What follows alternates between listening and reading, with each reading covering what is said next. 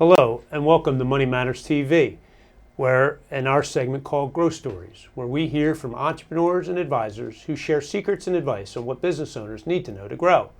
I'm your host, Mike Verrill, Vice President with the Sharp Financial Group. We're an integrated financial management firm whose unified business advisory, accounting and tax, wealth management, family office, and capital solutions in a unique way that helps business owners and their families achieve extraordinary things. From time to time, issues involving life sciences, healthcare, technology companies may be discussed on this show. Those discussions are not and should not be viewed as financial advice. Moreover, since the show is pre-recorded and shown at a later date, some of those conversations may no longer be relevant. It's always important to seek advice from your financial advisor before entering into any financial transaction. I'm excited to introduce our guest today, a Philadelphia resource rivaling the talent and experience from those from Silicon Valley. He will share some very valuable pearls of wisdom for entrepreneurs. But before we do that, we have a question from one of our viewers. George from Philadelphia would like to know, do you think there's a viable business in rehabbing old school or church buildings into commercial buildings for local businesses? George, thanks for asking the question. Here's 2 points to consider. One, is there demand in the market for that type of product? In other words, are those local businesses looking for the types of commercial office space or retail space that you'd make available? And secondly, do the local market rents support the kind of cash flow that you'd need to cover the development costs and also a profitable rent stream? So hopefully that was helpful, George, and good luck. It's always great to hear from our viewers. To submit for a future show, here's how to send your questions to Money Matters TV. You can have your questions answered on Money Matters. Please go to our website, money-matterstv.com. On our homepage, click on the banner on the right that says, Send us your questions. While you're on our website, you can find information about our host and guests, as well as show notes and links about this show and past shows. Money Matters is also available as a podcast on iTunes and Stitcher, so you can listen to Money Matters while you're on the go. That website address, again, is money, M-O-N-E-Y, -matters, M-A-T-T-E-R-S, TV.com. When a Brooklyn-born boy wonder is recruited to join a nascent software company outside of Philadelphia in the early 70s, he begins a career path that will see him through opportunities with some of the largest names in tech in the last half century, the likes of Bill Gates, Steve Ballmer, and Ross Perot. Putting down roots in Philadelphia, he has been a part of helping entrepreneurs reach tremendous heights, both in the local community and around the world. We are pleased to welcome to Growth Stories Charles Robbins, Managing Director of Fairmount Partners. They're an independent investment banking firm helping entrepreneurs of middle market and emerging growth companies. Charles, thanks for joining us for Growth Stories today. I appreciate you spending some time with me. Mike, it's a pleasure. Thanks for having me on here. Great. So in the intro, I mentioned Fairmount Partners, the firm that you currently work for. I was wondering if you could just give us a little snapshot of the firm and kind of what you guys do and the work that you provide for companies. So Fairmount Partners, I'm one of the 3 founding partners. We were formed about 16 years ago.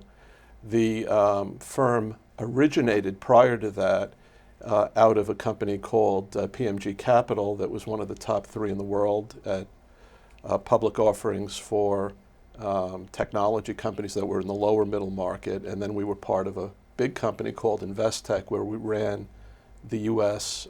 corporate finance. And then in the 16 years that we've been in business, we focus primarily on mergers and acquisitions, selling and buying companies, getting financing for growing companies, and a certain amount of strategy work. We've closed in the 16 years, about 235 transactions, totaling something north of $11 billion. Wow, that's incredible. Yeah. And you have experience on the other side as the entrepreneur, which we'll get into a little bit when we talk. Right. So, born in Brooklyn, as we mentioned, can you give us, what was your family life growing up? What kind of household, 2 parents, give us a sense of that. Yeah, it was a 2-parent household, lower middle class. So always a struggle, monetarily, but always had enough to eat and such. It wasn't desperate by any stretch. Shared a bedroom with my brother and sister, that kind of thing. And that was fairly common in those days. Brooklyn wasn't the Tony place that people know today. I grew up in Bensonhurst near Coney Island. It was a bit of a tough neighborhood. Yeah. You had to learn how to handle yourself. Right, quickly, to survive. Well, you sort of became natural because, you were constantly interacting with people, Yeah, that's great. Yeah. So you grow up in that environment. Did your parents go to college, or were you the first, or what was the? Yeah, my father went to college post serving in Korea in the GI Bill. My mother did not go. My mother's side are actually gifted. The whole side of the family were intellectually off the charts. But in that day and age, again, she did not go, although she was one of the brightest people I think I or anybody knew. So yeah, there was a history there. Growing up in a Jewish household, it was completely assumed by me and everybody that I would be going to college. Went to college actually. I went to school very young. I was in college at 14, 15. My parents wouldn't hear of me going elsewhere. And taking that from your mother's side of the family, right? Yeah. Does your mom remind your dad of that often? My dad was a brilliant salesman. And my mom had that intellectual aspect. And yeah, I was fortunate, I think. I got a little of both. But anyway, went to Brooklyn College because it was right there and it didn't cost anything. And then went on to graduate school at NYU. And what did you study at Brooklyn College? I started out in math and physics, but decided that physics was going to be annoying because, again, physics changes. But in that era, it appeared there was nothing exciting on the immediate horizon. Very different than where it is now, by the way, with string theory materials and everything. Yeah, but there was this brand new thing, and we're talking about the early 70s. That began to emerge called computer science.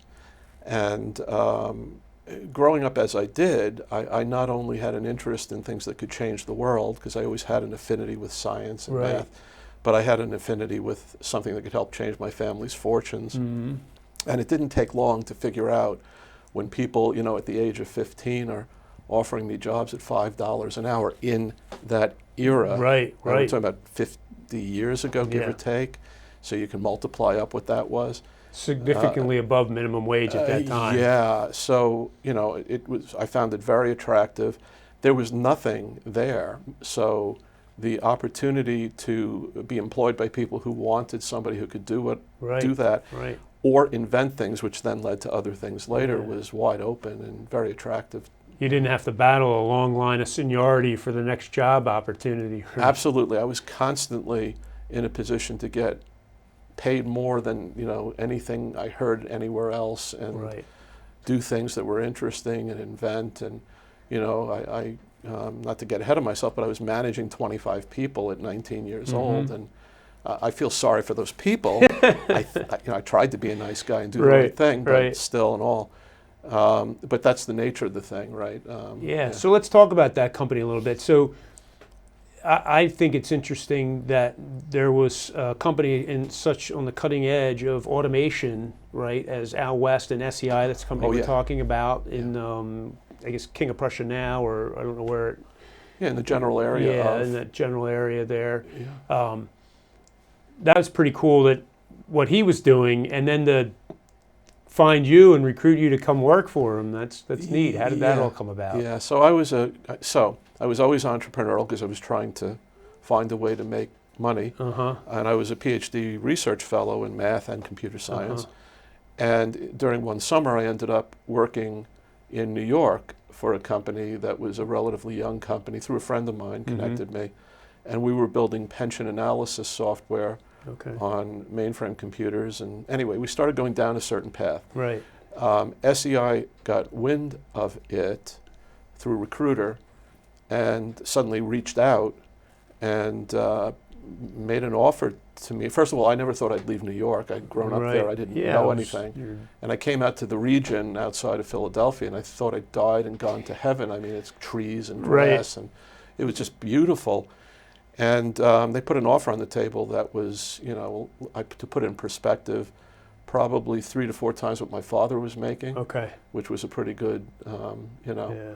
And it sounded fascinating. These new things called mini computers. Right. Right. So the world was changing so quickly then, from a technology standpoint. Right. And Al West had formed his business with Steve Katz. Both are out there today. Both very successful. Al a little more so. Al's become a multi-billionaire by developing SEI. But, and not in any way aggrandizing myself, but he had a nose for collecting talent. If you saw the other people he got, Paul Hondros, Robert Nesher, there was just a long line of really great people. It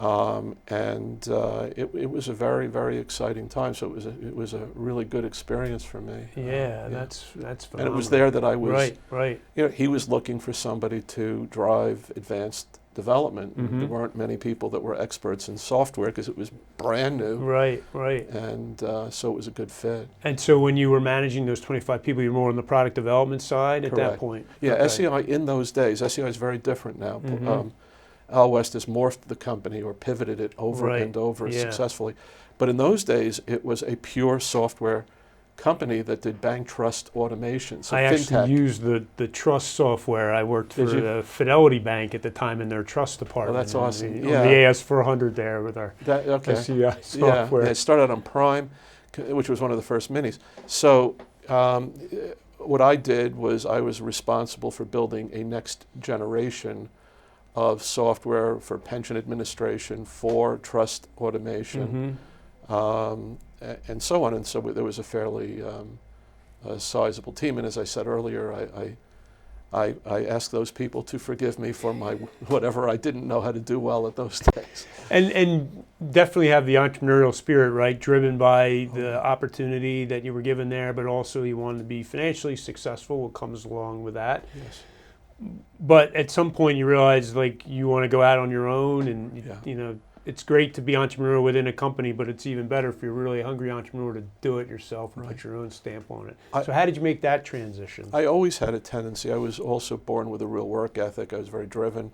So if I was working 60 hours at, SEI, I'd probably be working another 10 or 15 on a side project. I ended up, after SEI, it's a long story, but I ended up, had to do with a girlfriend that became ill. Okay. But I ended up at Shared Medical Systems for a while. While I was there, there were these new things again called microcomputers. Today we might call them PCs. Right. And I put together an architecture to lever networked microcomputers and minis and mainframes and a different way of doing stuff. And there was a term that I coined, which has been used apparently before, but we ended up trademarking it, called middleware. And what happened was all sorts of companies in the computer industry got wind of what we were doing and started calling and asking if they could license it or hire me or us. And so it didn't take long for me to realize that there's a big, big opportunity here. And my partner and I, Shelley Newman, who was my boss at Shared Medical Systems, SMS, said, well, why don't we do it together? We went out. We were able to raise money from the Swiss. There was no money in this region in those days. Right. And we went to work. Only a little bit more now, but... Oh, there's a little more now, and I try to help with that sort of thing. But, so we ended up forming a company called Rabbit Software. Okay. The name, there's a story there too. But nonetheless, Rabbit Software, that grew up over time, ended up connected with a group that became Pennsylvania Merchant Group, which became PMG Capital. Right, which is all your lineage there, right? My lineage there. And then also ended up connected with Safeguard Scientifics and Pete Musser, who became my mentor over the years, and he backed us. At what stage was Pete investing at that point? Was that early on in investments that he was making? Yeah, I mean, maybe it was the third round, the first round in the Swiss, the second round from the group from Kidder Peabody that became PMG, and then Safeguard. And as I say, I got close with him. He got close with me. He was very helpful to my career. Ultimately, they used to spin companies out with public offerings. They had a technique they called rights offerings. Okay. We were one of their, not earliest, but one of their rights offerings, and became a public company. And the story goes on and Right, on from there right. till, yeah. Yeah, that's a great experience. But then you had, well, first I want to back up 1 second because I mentioned in the intro that you connected with the likes of Bill Gates and Steve Ballmer. Yes. So I do look at, and I know you had the girlfriend with the illness, which kind of kept you in Philadelphia. Yes. But I look at that as like a benefit for this region because you did get courted by Steve and Bill, right? You could have headed out west and Yeah. been based in Redmond and never turned your back to Philadelphia I had again. an offer from Ballmer and Gates Yeah. to go out, which I believe I would have taken, but for the situation there. Right. But look, that's like any other young person. I was quite young, again, 23, Yeah, because 24. you'd been working for Right. So, you make twists and turns along the way. I used to spend about half my time in Silicon Valley for many, many years. Mm-hmm. So I was pretty much involved in that community. We all knew each other. And again, that was quite a long time ago now, but it was a small community. There weren't Right. that many people. Today, if somebody wants to go into tech, you don't just say, I want to go into tech or software. You say, is it fintech? Right. Is it it's AR specialized, fintech? right, Is it, right. or, an HR tech? Med tech, yeah. market tech, Exactly. right, It was not everything. like that. Yeah. Both in the PhD work I Yeah. did and the work I did early on, you pretty much knew everything about everything because Right, it was right. possible to do that, and you were inventing. And again, it's It was well all beyond the new. scope of what Right, anybody all here would be new. interested. But I could go on, Yeah. the things Well, we were inventing. yeah. And I think relevant is kind of you mentioned the talks you would give. You would have to define software up Yes. front, right? I mean, think of where we are today, and that's Yes. just a ubiquitous term, right? But Yeah, no, I used to give a talk called Trends in Technology. It changed every year, but for the first 5 or 10 years I was giving it, one of the primary topics is what is software? A funny side story, Rabbit Software Corporation we started. The first day that we opened the doors, the phone rang, picked up the phone. A nice woman on the other end was saying, look, we'd like to do business with you. I thought, this is Horatio Alger, we opened the doors and there's here a it finished is, business. right? And she asked what kind of furs we sold. So, software, Rabbit. Right, Yep. sure. So, yeah, It's obvious, right? Furs, imported furs. yeah, and coming back to the idea of invention, it wasn't just stuff like that. We ended up inventing the business models that software companies had to work with. There were no standards for if you were going to sell software as we did to OEMs, major computer manufacturers. Right. What were the terms? Did you have maintenance included? What were the levels of maintenance? If something Right. broke, who's responsible Yeah, for yeah. doing what and how? How does the economic model even work? Yeah. We had to invent all of those things. On the technology Right. side, there are tools now for building software. None of those existed. We had to build the tools. So build. again, very, very, very different world. Yeah. On the other hand, Building that platform for a big part of what we all know today. and that was a big part of what we spent. granted. But on the other hand, in those days, you didn't have to do market research to look at your competitors. If you had a new idea and it was clear there was some demand for that thing, there was nobody else who was. I mean, yeah, you'd run it. We had some competitors in the end, but you didn't worry about that. The demand so wildly outstripped the supply. The number of machines being sold into new places every year was off the charts. Yeah. Again, people living in this generation probably couldn't imagine the vacuum we were stepping into. So, I'd be the first to say I was born very, very lucky. Yeah. And I stumbled into an area At a perfect that, time. at a perfect time, and Just it caught was the wave, right? and just surfing, That's just surfing the awesome. wave. Yeah, That's yeah. what it was. Yeah. So, phenomenal experience as an operator, right? Running companies, taking a company public. You had that experience with Kidder Peabody, then you joined PMG, and now in this role that you're in, you're helping entrepreneurs navigate those waters that you've navigated all by yourself, right? Or not by yourself, but individually, and you've had that experience. Yeah, it evolved. So yeah. talk about that transition, how you go from being the operator to getting involved in the work you do today, and the kinds of interactions you have, and the things that you can pass on to entrepreneurs that help them be more successful. Yeah. So it did evolve, and it's clear. I learned how to build and run a software company. I learned how to raise money for a software company, which meant you had to understand the needs and mindset of the people providing money and what curves you had to fit and how it had to sound and look. I then, when I stepped into the role on the at PMG, and we were trying to build out an investment bank, for the first 4 or 5 years, I stepped into the role of a writing analyst, a Wall Street analyst, because I knew a lot about the companies. That allowed me to learn what institutions who invest and buy companies were interested in. Right. Was they would beat me up to get what they wanted. Yeah. And what I learned was, and I'm an engineer by nature, obviously, so I was reverse engineering this whole time, what makes a winning company.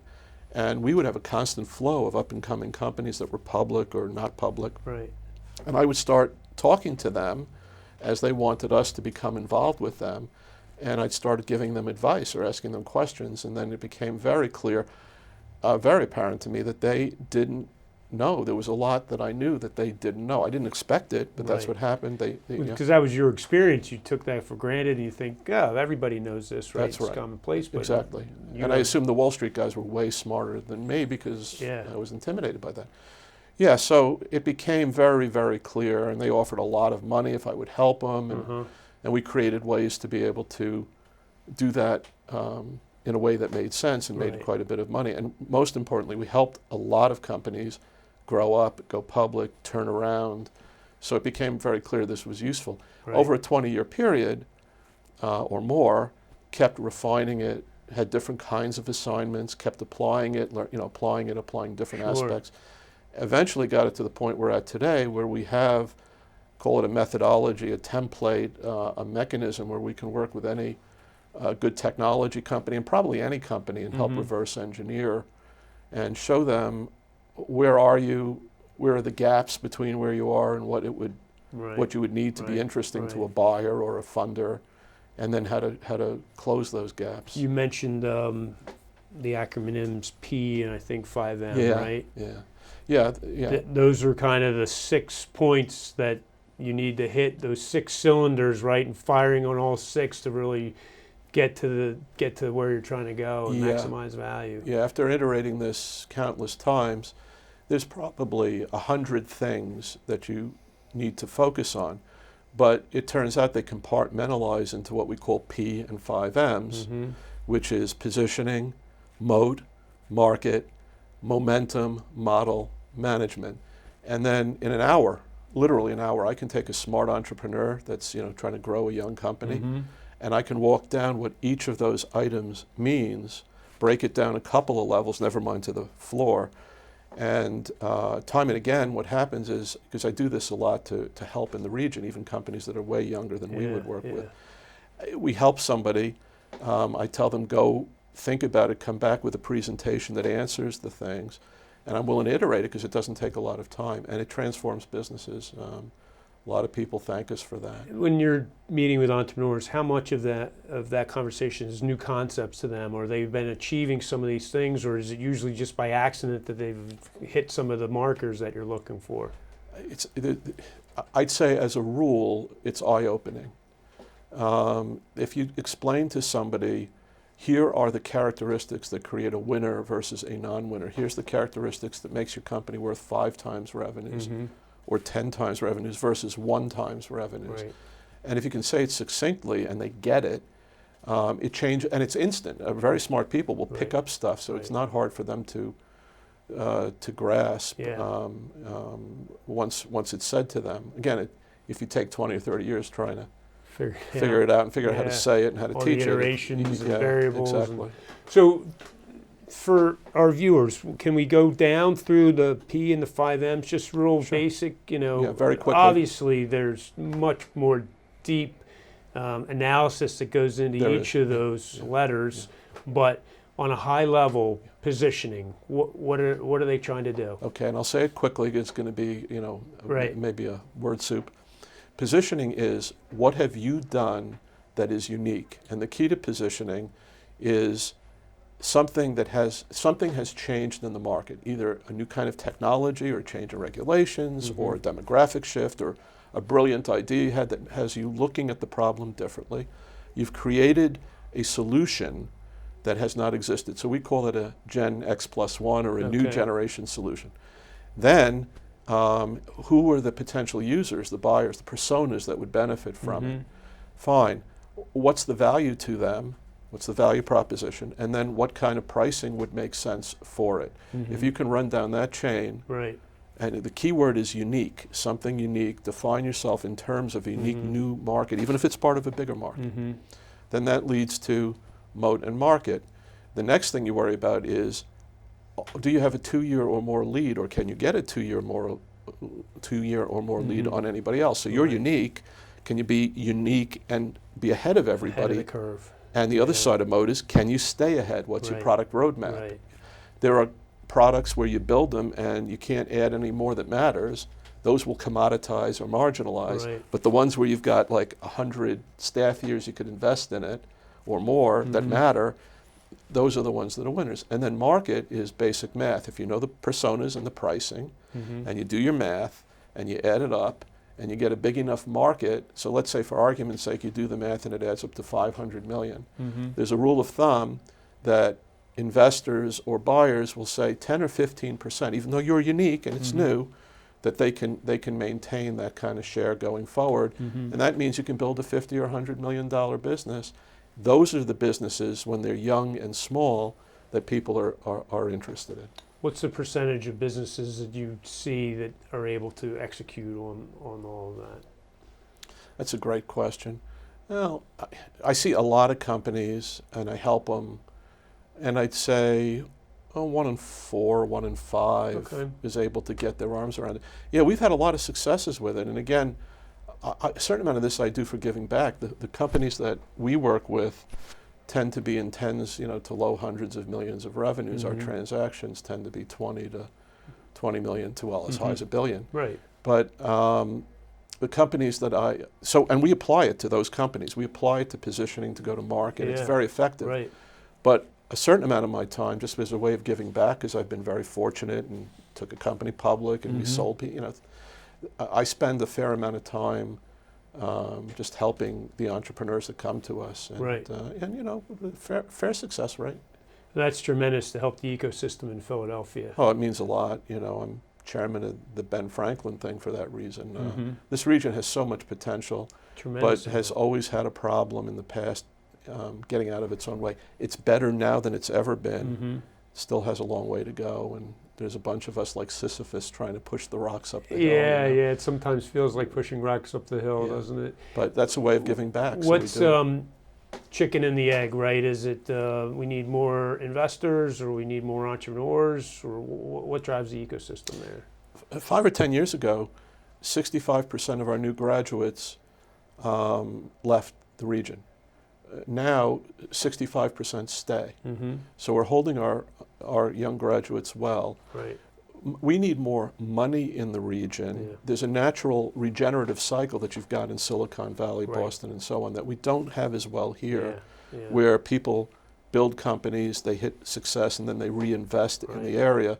And it's a little harder for bright young people to see a career path where they can start businesses. We're fixing it. Yeah, we could do a whole show just on that. I mean, I know I hear that so many. I'll get on that soapbox anytime, because that's a passion of mine. Well, we've touched on some high level. I'd love to hear about your background. It's very interesting. I'm very glad you got the chance to stay in Philadelphia and be part of the tech ecosystem here and help the entrepreneurs that you have. So I've really enjoyed it. Thank you for joining me for Growth Stories today, Charles. I appreciate it. We have the next guest on Money Matters TV is Rob Drover, Vice President, Business Solutions at Markham Technology.